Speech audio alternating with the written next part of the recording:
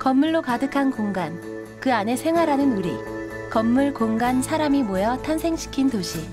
이 도시는 삶의 터전이자 우리의 모습을 진정성 있게 담아내는 곳인데요. 이런 도시가 디자인과 만나면 어떻게 변할까요? 도시의 외형적인 아름다움을 넘어 조화와 융합의 아름다움으로 발전하고 있는 도시 디자인.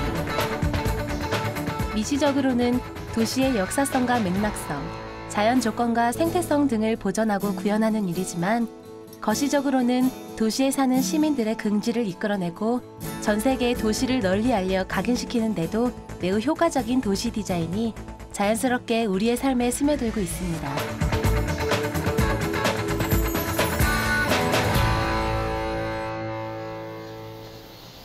여러분은 어떤 도시에서 살고 싶으신가요? 저는 한 폭의 그림 같은 아름다운 도시를 꿈꿔왔는데요. 그런데 아무리 아름답다고 하더라도 살기에 불편하다면 살고 싶은 도시가 아니겠죠. 살기 좋고 아름다운 도시, 바로 도시 경쟁력의 핵심 단어인 도시 디자인인데요. 이미 도시 디자인은 오래전부터 도시 경쟁력의 중요한 단어로 인식되어 오고 있습니다. 오늘은 아름답고 살기 좋고 거기에 감성까지 충족시키는 도시 디자인의 세계로 한번 떠나보겠습니다. 도시의 사전적인 의미는 일정한 지역의 정치, 경제, 문화의 중심이 되는 사람이 많이 사는 지역이라고 설명돼 있습니다. 즉, 많은 사람들이 모여 의식주를 해결할 수 있는 공간이라 볼 수 있죠. 도시에 사는 사람들의 생활 수준이 점차 향상되면서 이제는 이런 기본적인 개념으로 도시를 정의하거나 평가하는 사람들은 거의 없습니다. 쾌적한 도시 이미지나 아름다운 도시 이미지처럼 도시란 단어를 수식할 수 있는 많은 요소들이 생겨나기 시작하면서 최근에는 살기 좋은 도시를 평가하는 주요 항목 중 하나로 도시 디자인이란 개념이 등장하기 시작했습니다. 도시 디자인이라는 것은 사실 장소를 만드는 것이라고 볼 수가 있습니다. 그런데 그 장소라는 것은 사람들의 행위하고 밀접하게 연결되어져 있습니다. 그래서 이런 사람들의 행위와 그 다음에 물리적인 어떤 환경, 이런 것들을 통해서 장소를 만드는 것이 도시 디자인이라고 할 수가 있겠습니다. 도시 디자인은 우리 삶의 공간을 바꿔 나가는 일입니다. 이것은 단순히 공간을 꾸미고 바꾼다는 의미에 그치는 것이 아니라 우리의 의식을 바꿔 나가는 사회 문화 활동이기도 하죠. 이를 통해 불특정 시민 모두의 삶의 질을 증진하는 움직임의 하나입니다. 또한 무개성하고 멀찌미한 도시에 성격을 부여하는 한편 시민의 삶을 건강하고 안전하게 돌보는 일인 것이죠.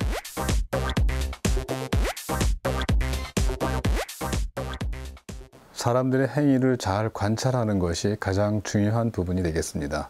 그래서 도시 디자인이 이러한 사람들의 행위를 가능하게 하고 즐겁게 하고 그리고 또 이런 행위들이 잘 일어날 수 있게 하는 이런 것들이 굉장히 중요합니다. 그렇기 때문에 단순하게 미만을 취급하는 것이 아니라 기능, 이런 것들도 깊게 생각을 해서 기능과 미가 함께 이루어진 이러한 도시를 디자인해야만 사람들이 즐겁고 편하게 사용할 수 있는 장소가 된다고 할 수가 있겠습니다. 이러한 시대적 패러다임의 요구에 우리나라도 독특하고 아름다우며 살기 좋은 도시를 만들기 위해 다양한 자원을 전략적으로 개발하고 있습니다. 공공환경 디자인 개선 사업을 통해 문화마을, 예술마을 시민이 행복한 도시 만들기와 누구나 사용할 수 있는 편리성과 장애가 없는 범용적인 베리어 프리 디자인, 유니버셜 디자인 등이 적용된 도시 만들기에 열정을 쏟고 있죠. 이곳은 서울의 대표적인 도시 디자인 거리 삼청동입니다. 이 삼청동은 예부터 산과 물 그리고 사람이 맑아서 삼청이란 이름이 붙여졌는데요. 북악산의 한적한 거리를 따라서 예술가들의 공방이 자리하던 이곳은 지금은 화랑과 갤러리숍 그리고 특색 있는 음식점들이 들어서면서 서울의 대표적인 문화의 거리가 됐습니다. 볼거리, 즐길거리, 먹거리로 가득한 삼청동의 삼락의 거리로 지금부터 저와 함께 여행을 떠나보시죠.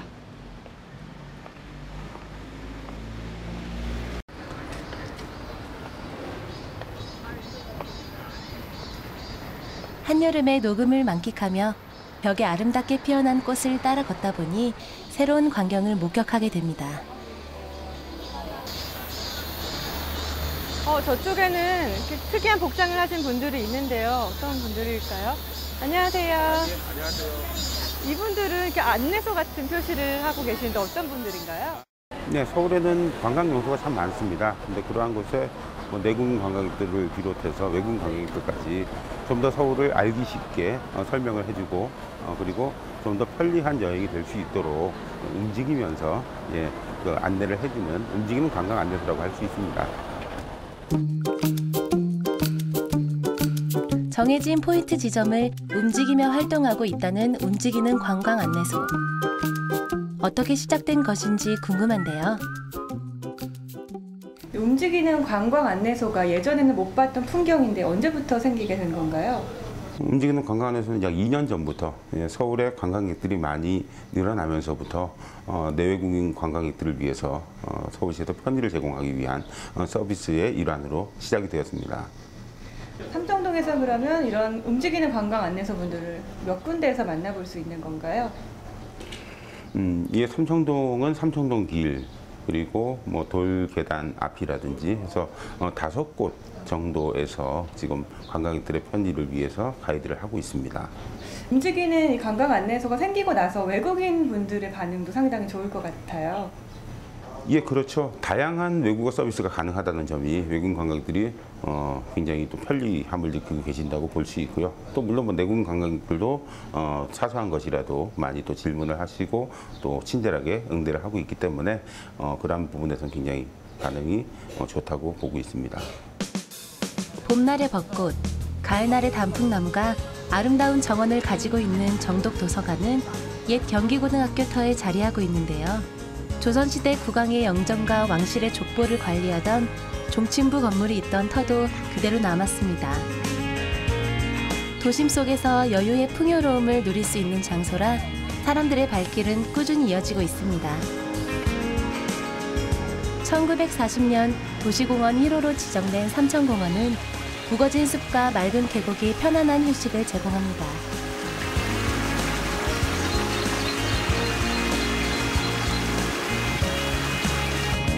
공원 뒤편의 옛 서울성곽 탐방로는 북악산 능선을 이어가는 8km의 등산로인데요. 숙정문, 창의문의 문화유적과 서울의 전경을 한눈에 담는 멋진 경관을 자랑하는 곳이기도 하죠.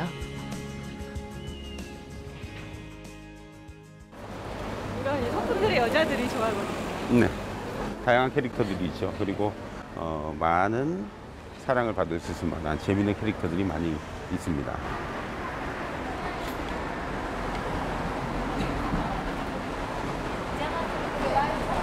삼청동에 오는 이유가 거리를 걷기도 예쁘고 사진 찍기도 예쁘지만 이렇게 아기자기한 쇼핑이 가능하다는 것도 매력이에요. 그렇습니다. 재미있는 것들이 참 많습니다.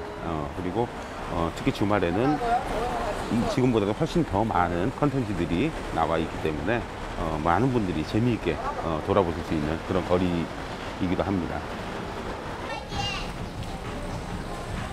삼청동 거리를 따라 걷다 보면 눈과 발을 사로잡는 수많은 것들이 있는데요. 자칫하면 빈 공간이 되어버릴 수 있는 거리를 다양한 요소들로 채우면서 볼거리와 즐길 거리를 제공하고 있는 이곳. 이렇게 서로 소통하고 공감할 수 있다는 것이 이곳 삼청동 디자인 거리의 가장 큰 매력이 아닐까요?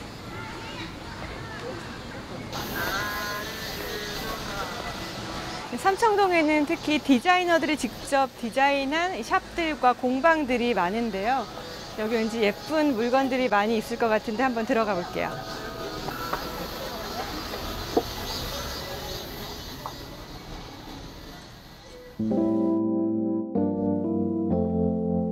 문을 열고 들어서자마자 독특한 분위기가 물씬 느껴집니다.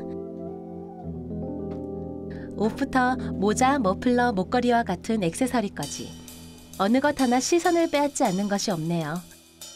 이곳의 모든 제품은 이 상점을 관리하고 있는 디자이너가 직접 제작한 것들이라고 하는데요. 그러다 보니 예술작품처럼 전시되어 있는 모든 것들은 이 세상에 단 하나뿐인 유일한 것입니다. 어디에서도 볼 수 없었던 독특한 디자인과 분위기에 매료되어 시간 가는 줄도 모르겠는데요. 과연 어떤 사람이 이곳을 그냥 지나칠 수 있을까요?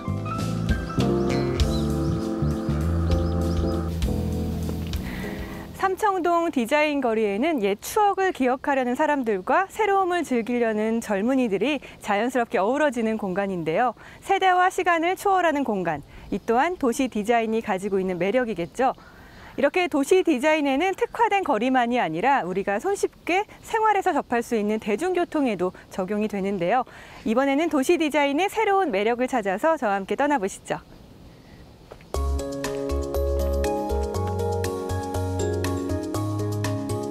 제각각의 색상, 형태, 글씨체를 비롯해서 주변의 도시 경관과의 부조화까지.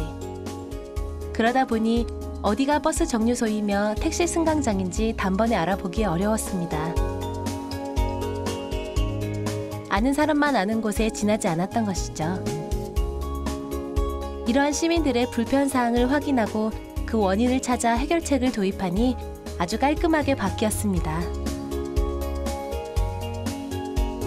각 분류별로 형태와 색, 글씨체의 통일성을 갖추니 주변 환경과의 조화도 이루어지고 멀리서도 단번에 알아볼 수 있는 공공시설로 자리매김하게 된 것입니다.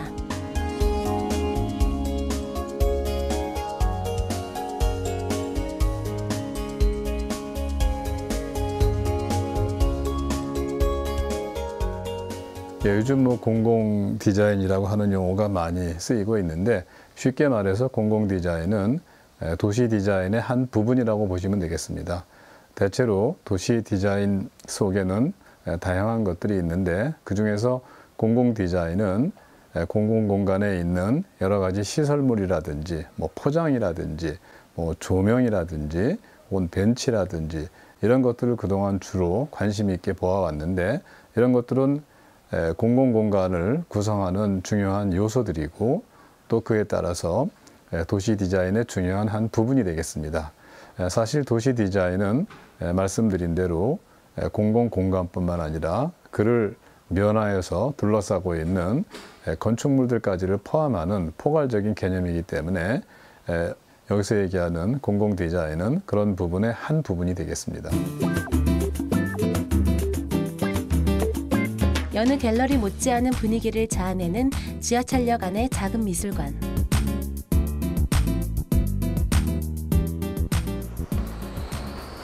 그림을 보면서 한껏 여유를 부릴 수 있는 이곳은 지하철 2, 4, 5호선이 지나다니는 동대문 역사문화공원역입니다. 이런 모습의 지하철역이라면 아무리 바쁜 출퇴근 시간이라도 즐겁게 지나다닐 수 있을 것 같은데요. 이곳에 지하철이 처음 생길 때만 하더라도 이런 모습은 상상할 수 없었겠죠.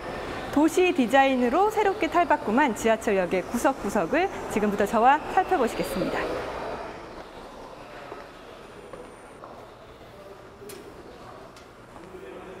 지하철 정거장 환경 디자인 가이드라인의 일환으로 진행된 이곳은 현대인들이 바쁜 일상 속에서 잠시 여유를 가질 수 있도록 해주는 황금 같은 휴식 공간입니다.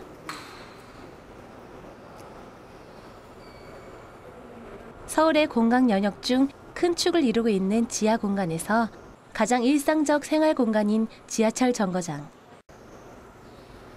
통일된 색과 규격화된 디자인으로 시민들에게 안정감과 편안함을 제공하여 정보를 받아들이는 속도 또한 높였습니다. 비상시에 적극적으로 대처할 수 있도록 소방안전 피난 관련 시설물의 위치와 배치에도 심혈을 기울였는데요. 제가 늘 다니던 지하철역과는 많이 다른 분위기인데요. 특히 승강장에 있는 이 구호 장비함이 눈에 띄어요. 설명 좀 해주세요. 여러 대중교통수단 중에서 지하철은 아마 서울 시민뿐만 아니라 관광객들까지 포함을 해서 가장 많은 이용객들이 이용을 하시는 대중교통수단입니다. 그렇기 때문에 무엇보다도 안전한 것이 가장 최우선이고요. 또 만약에 그런 일이 정말 없어야 되겠지만 또 혹시라도 그런 일이 생겼을 때를 대비하기 위해서 승객구호 장비함이라든지 비상전화, 소화전 등과 같은 것들을 가장 잘 보이는 곳에 그리고 가장 적지적소에 배치를 해서 혹시나 있을지 모르는 그런 재해에 대비하기 위해서 효율적으로 관리를 하고 있는 것입니다. 예상치 못한 곳에서 느껴지는 따뜻함이 지하철역의 새로운 이미지를 형성하게 하네요.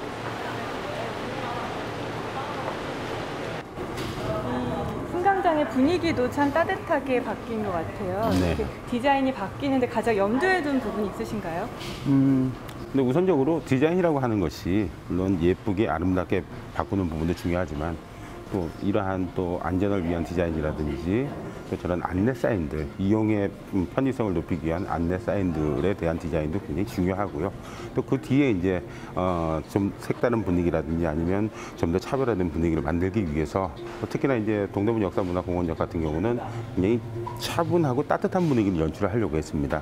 그리고 뭐 색채들 자체도 좀 다른 역하고 좀 차별화가 되어 있지 않습니까? 그래서 이러한 부분들을 좀 감성적인 디자인으로 꾸미려고 노력을 했었고요. 또 그런 부분들이 아무래도 이용하시는 승객들 마음속에도 좀 따뜻하게 다가가지 않을까라는 생각을 하고 있습니다. 대중교통이잖아요. 네. 대중교통에서는 이제 아무래도 말씀하신 효율적으로 바뀌는 게 가장 중요할 텐데 환경 개선 사업의 일환인 건가요, 그러면?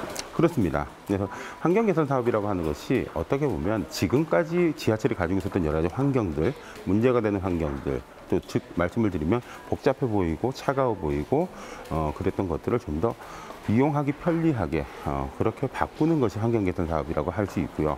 우리 좀 부족했던 뭐 안전 정보라든지 안내 정보 같은 것들에 대한 확충까지 포함을 해서 포괄적인 토탈 디자인 측면에서 역사를 개선하는 그러한 작업이라고 할 수 있습니다. 편리함에 효율성에 감성을 더 더한 거네요. 그렇습니다. 예.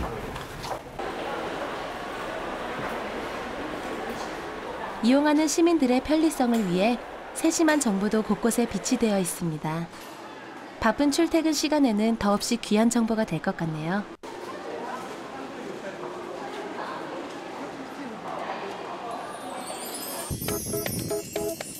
이번에는 조금 색다른 개념의 도시 디자인이 접목된 곳을 찾아왔습니다. 바로 서울 마포구 연미동의 골목길인데요. 이곳이 이렇게 특별하게 느껴지는 이유는 곳곳에 보이는 알록달록한 색깔과 그림 때문이죠. 어디를 둘러봐도 색이 입혀지지 않은 곳이 없을 정도인데요.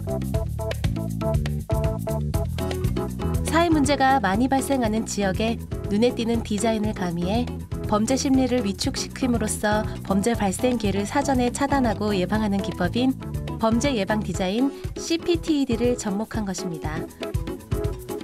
이 도시 디자인이 접목된 지 불과 5개월 만에 놀라운 변화가 나타났다고 합니다.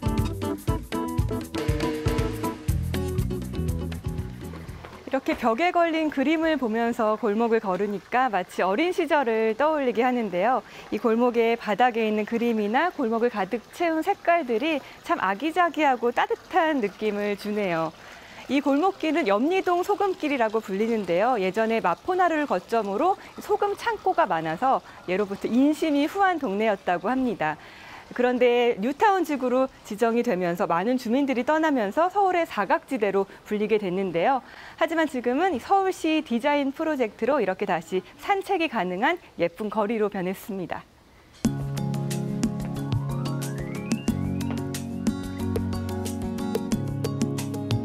이렇게 마을 전체가 도시 디자인의 일환으로 변화한 후 확인된 효과는 매우 놀랍습니다.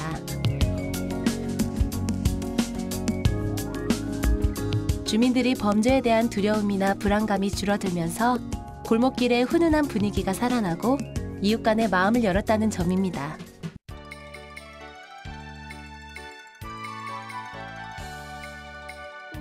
우리 동네 이름은 파란동인데 아주 좋아요, 정말 좋아요.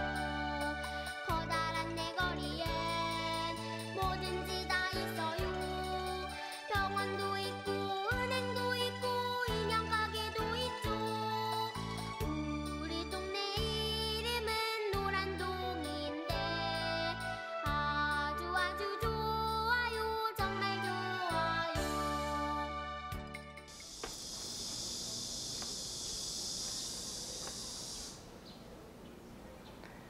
저는 이렇게 골목들이 미로처럼 연결이 돼 있는 줄 알았는데 이렇게 지도를 보니까 다 이렇게 테마별로 코스가 짜여져 있네요. 이렇게 제대로 또 산책을 하려면 전문가의 또 도움이 필요할 것 같은데 제가 여기서 서울시 디자인 정책과의 권은선 씨를 만나기로 했거든요. 같이 좀 걸으면서 도움을 받아볼게요.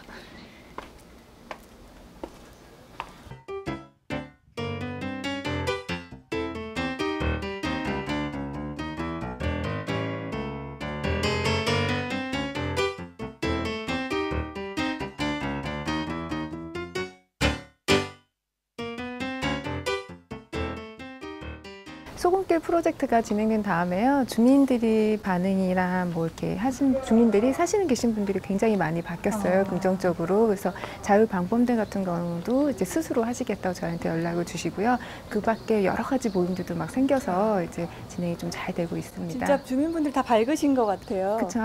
근데 여기는 뭐 SOS라고 써 있는데 네. 노란 대문이에요. 뭐 하는 곳인가요? 소금길에는 중간중간에 이렇게 노란 대문집들이 있어요. 이렇게 지킴이 집이라고 저희는 부르는데요. 이제 다니시다가 위험한 일이 생겼을 때 도움을 청할 수 있는 집입니다. 밑에 보시면 비상벨이 있어요. 그래서 살짝 누르시면 삐 하는 소리가 나요. 그러니까 장난치는 걸 방지하기 위해서 저희가 해놓은 거고요. 2초 이상 누르시거나 여러 번 누르시면은 사실 광폭 사이렌이 울립니다. 그래서 주위에 모든 분들이 놀래서 나으실 수 있게 저희가 해놓은 것도 있고요. 지킴이 집에 계신 분들이 사실 위험에 처하면 스스로 신고를 한다는 거 굉장히 어렵잖아요. 그래서 이제 신고를 대신 해주실 거고요. 지킴이 집 안에는 바로 경찰청하고 연결될 수 있도록 한라인이 설치되어 있습니다. 그래서 이 골목에 이렇게 지킴이 집들이 이렇게 여러 군데 있나요? 네, 그렇습니다. 중간중간에 거의 비슷한 간격으로 저희가 배치를 했습니다. 골목에 꼭 필요한 공간이네요. 그렇죠. 위험을 바로 이제 도움을 청할 수 있는 곳이죠. 뭐 나쁜 애들도 많고 그랬는데 지금은 좀 많이 없어진 거예요. 그래도 많이 없어졌어요.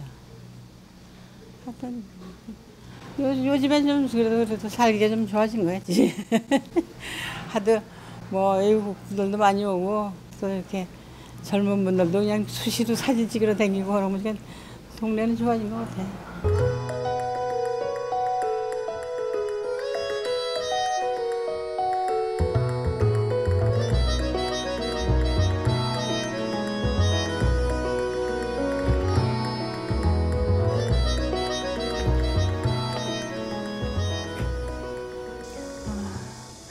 보통 담벼락에는 깨진 유리병이나 이 쇠창살을 놓잖아요.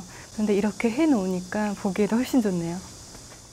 손에서 손으로 이어져 있는 사람들의 모습이 자연스럽게 마음까지 열리게 합니다.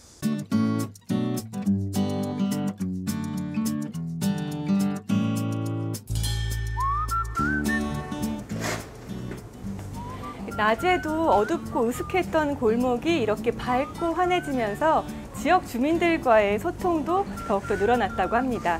단지 골목에 디자인만 입혔을 뿐인데 이렇게 긍정적인 변화가 생기다니 놀라움을 넘어서 감동이네요.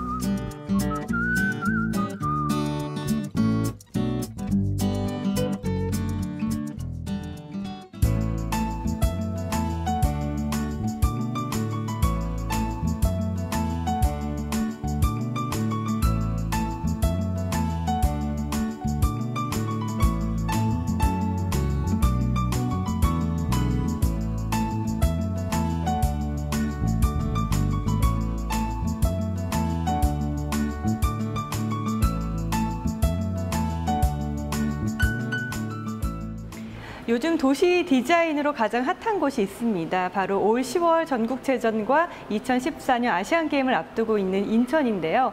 인천은 우리나라 개항기 때 서구 근대 문물이 최초로 인천항을 통해 들어온 곳이기도 하죠. 지금도 인천 중구에는 근대 문물의 흔적이 고스란히 남아 있는데요. 현대화된 도시가 되기 이전에 인천 개항기 때 인천 도시의 모습은 어땠을지 궁금하지 않으신가요? 저와 함께 확인해 보시죠.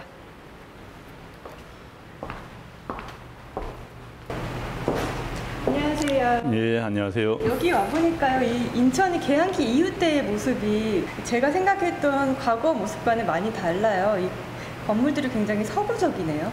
예, 여기 인천은 이제 1833년 개항하면서부터 이제 근대에 이제 문물들이 들어오기 시작합니다. 뭐 유럽이라던가, 그다음에 뭐 미국이라던가 이런 여러 군데에서 들어오는 이제 건축 양식들이 들어오면서 다양한 형태의 그 건축물들이 인천에 많이 나타나면서 지금 현재까지 보존되고 이어져 오고 있는 곳이 또 인천의 건축의 특징 중에 하나라고 볼 수가 있습니다. 그러면 개항기 전과 개항기 후에 도시의 모습이 많이 다르겠어요. 그렇죠. 이제 개항 전에는 아주 이제 자그마한 그 포구였어요. 제물포 해가지고. 근데 1883년에 이제 개항을 하면서부터 이 도시가 이제 그 확장이 되는데 그 항구를 통해 가지고 여러 가지 이제 문물들이 많이 들어옵니다. 서양의 근대 문물들이 들어오면서 이 인천을 통해서 뭐 서울이라든가 부산이라든가 신의주라든가 전국 각처로 이제 퍼져나가고 있습니다. 그러면서 그 인천의 이제 그 항구가 이제 그 확장이 돼 나가는데 그 확장뿐만이 아니고 이제 도시의 규모도 이제 점점 커지죠. 그리고 이제 외국인들이 이제 살 수 있는 이제 거류 공간이라고 하는데 거류지라고 하는데 거류지가 생기면서 그 근대 건축물 그다음에 우리의 전통적인 건축물 이게 이제 혼합이 되면서 여러 가지 다양한 형태의 건축물들이 나타나기 시작하는 곳이 또 인천입니다. 이런 인천의 근대 역사를 바탕으로 또 현대의 도시 디자인을 할 때 인천의 역사를 또 고려하지 않을 수 없을 것 같거든요.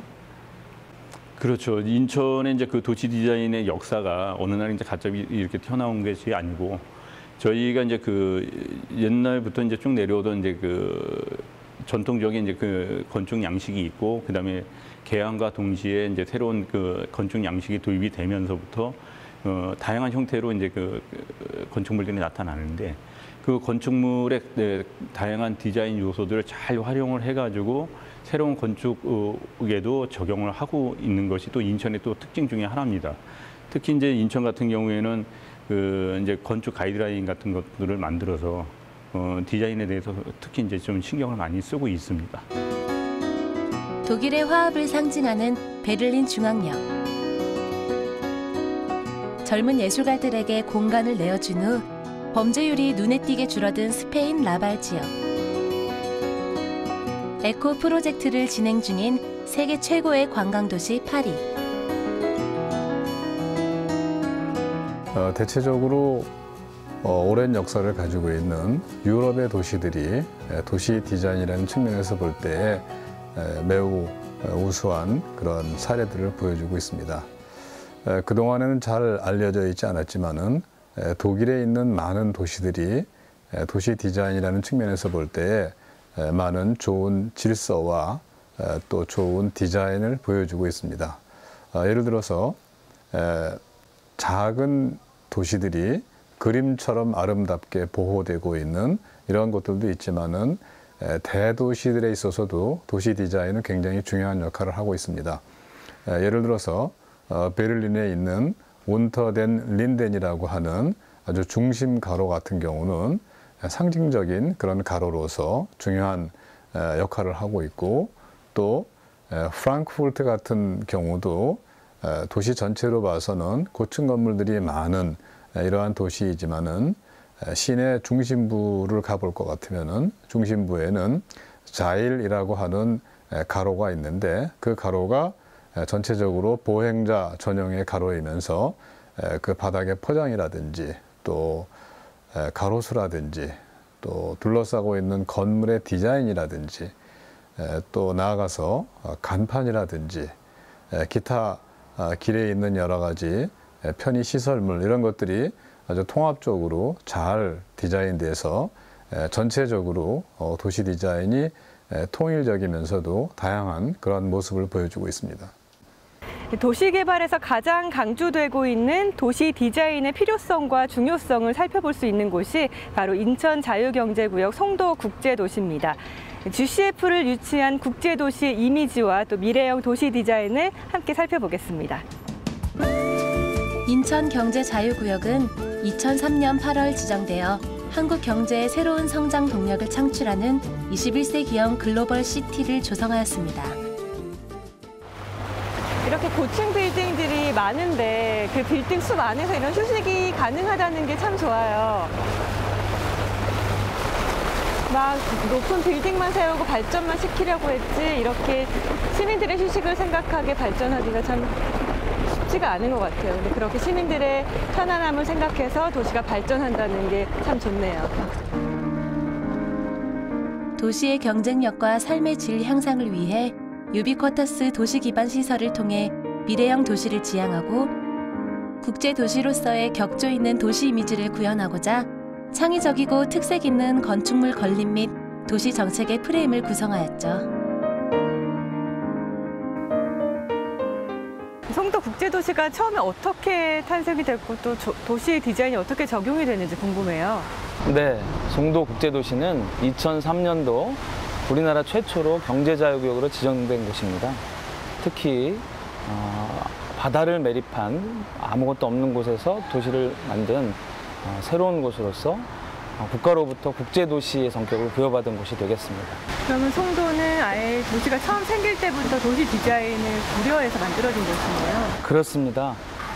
송도국제도시는 도시 기반시설, 도로, 가로시설물, 또 건축물, 옥외 광고물, 그리고 거리의 조형물 하나하나에 이르기까지 모두 도시 디자인이 적용된 토탈 디자인된 도시라고 하겠습니다. 그럼 이곳에 커넬워크 말고도 도시 디자인이 적용된 곳이 많이 있나요? 네, 그렇습니다. 도시 곳곳이 하나의 도시 디자인 박물관으로 보시면 되겠는데요. 아름다운 건축물과 또 잘 정돈된 옥외 광고물, 또 가로시설물, 거리 조형물, 또 아름다운 공원들, 또 곳곳이 도시 디자인된 박물관으로 보시게 되겠습니다. 가장 먼저 도착한 곳은 유럽 스타일의 쇼핑거리라는 컨셉으로 조성된 송도의 명소 커넬워크.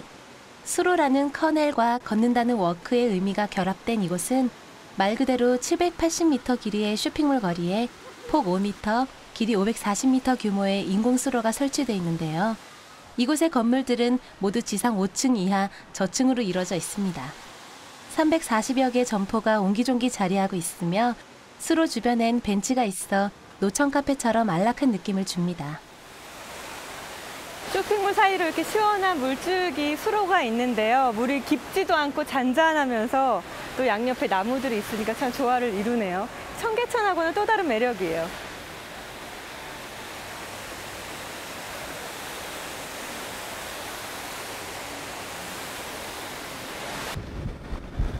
와, 이거는 가까이서 보니까 크기가 어마어마하네요. 네, 맞습니다. 우주선 내려온 것 같기도 하고요. 그릇을 이렇게 세 개를 뭉쳐놓은 것 같기도 하네요. 맞습니다. 역시 하람 씨는 감각이 있으신 것 같아요.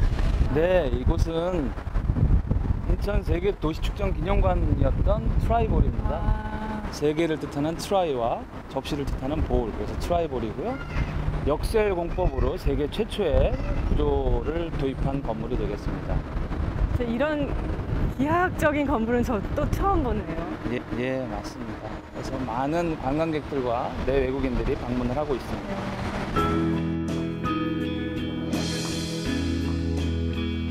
트라이볼은 이벤트홀과 다목적 홀, 디지털 라이브러리 등으로 꾸며진 복합 문화 공간으로 특히 주목받는 것은 세계 최초 역셀 구조로 이루어진 건축물이기 때문입니다.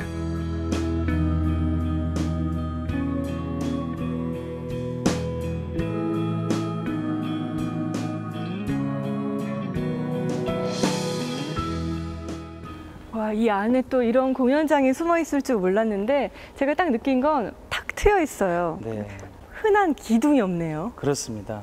대형 전시 공간을 만들기 위해서 역쉘 구조 공법을 도입했습니다. 그리고 또 세계 최초의 무주 공법을 활용을 해서 그런 전시 공간을 만들게 됐습니다. 예.